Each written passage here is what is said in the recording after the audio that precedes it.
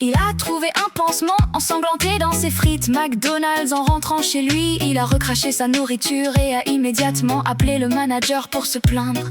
Comme celui-ci avait raccroché, il a pris une photo et l'a postée en ligne. Quand le manager a vu que la photo devenait virale, il lui a offert une carte cadeau de 25 $, un pansement qui a rapporté plus que le repas. Il s'est rué sur le vieil homme avec un couteau après être entré par effraction pour le voler. Mais le septuagénaire était un ancien champion de boxe.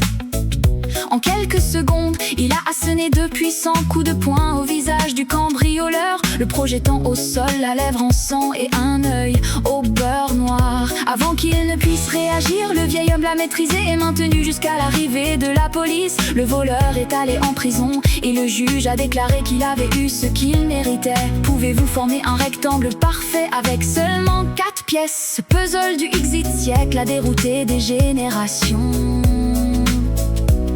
Il semble simple, mais chaque tentative est proche, presque juste, jamais complète. La clé, 2 pièces sont déjà à la bonne place. Le problème vient des 2 autres. Au lieu de les poser comme l'évidence le dicte, retournez votre pensée. Placez-en une en haut, une en bas, tournez-les, changez l'angle et soudain le rectangle apparaît comme s'il avait toujours été là.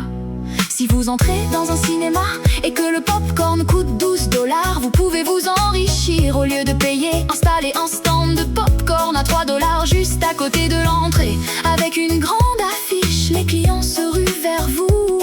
Le cinéma perd des centaines de clients, fait faillite et vous rachetez le bâtiment pour une bouchée de pain.